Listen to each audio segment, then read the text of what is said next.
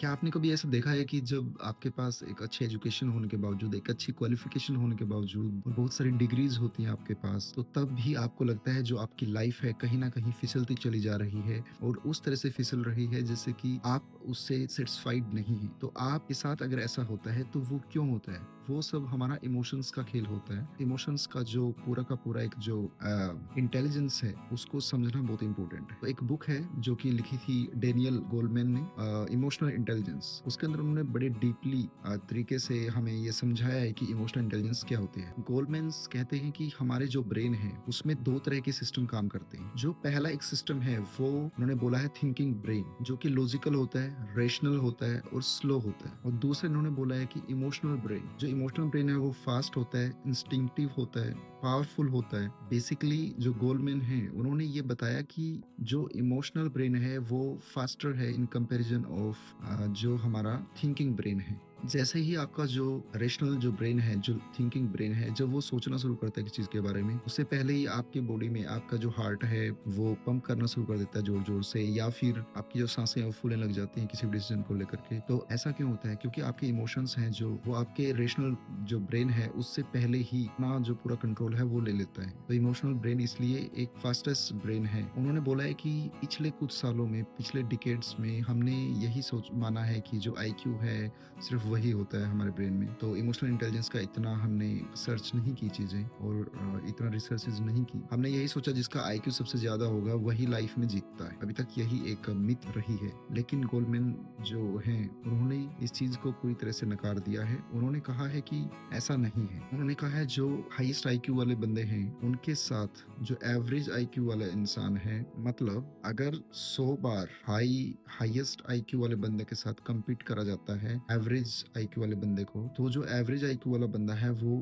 70% 100 में से 70 बार उन लोगों के साथ compete करता है इक्वली। तो इसका मतलब ये हुआ कि मेहनत के साथ, डिसिप्लिन के साथ हाईएस्ट आईक्यू वाले बंदों को भी बीट किया जा सकता है। और उन्होंने कहा है ऐसा क्यों होता है? उन्होंने कहा है कि लाइफ कोई एक टेस्ट पेपर नहीं है। लाइफ में आपको लोगों को मैनेज करना पड़ता है, लोगों के साथ compete करना पड़ता है, और आप जब एक्चुअल सिचुएशन में होते हैं, प्रेशर में होते हैं, तो आप किस तरह से उस सिचुएशन को हैंडल करते हैं, ये चीजें मैनेज करनी सीखनी पड़ेंगी। तो यही एक तरह से एक्चुअल में आपको लाइफ में सर्वाइवल में हमेशा आगे बढ़ाती है। ये डिपेंड करता है कि आप किस तरह से लोगों की फीलिंग्स को एक्यूरेटली समझ सकते हैं। जब आप ऐसा समझना शुरू करते हैं तो वो ज्यादा इंपॉर्टेंट है इन कंपैरिजन ऑफ कि आप कितने इंटेलिजेंट हैं किस चीज को लेकर के। उसमें सबसे पहले आपका इमोशनल इंटेलिजेंस जो है वो समझना आपको आना चाहिए, तभी आप लाइफ में आगे बढ़ पाते हैं। गोलमैन ने इंट्रोड्यूस किया ब्रेन का एक पार्ट जिसको बोलते हैं एमिगडाला, जो कि हमें किसी भी थ्रेट के लिए, किसी भी फियरफुल सिचुएशन के लिए अलर्ट एक तरह से अलार्म की तरह काम करता है, हमें बताता है। और आपने देखा होगा जब भी कहीं ऐसी सिचुएशन आती है जिसमें आग लगी हुई है और आप वहाँ पे हैं तो क्या होगा? आप भी ये नहीं सोचेंगे कि हाँ अब आग लग गया मुझे भागना चाहिए।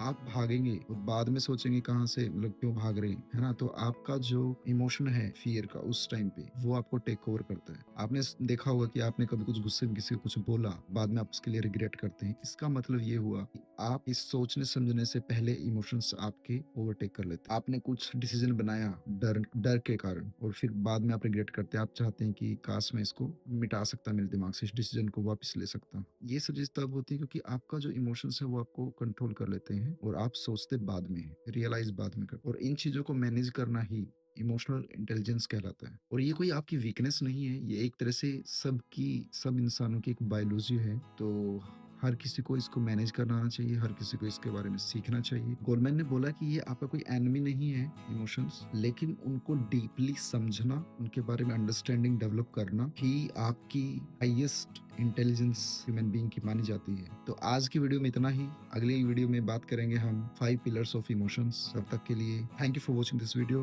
Please subscribe my channel and please press the bell icon to get upcoming notifications, and please share my video. Thank you.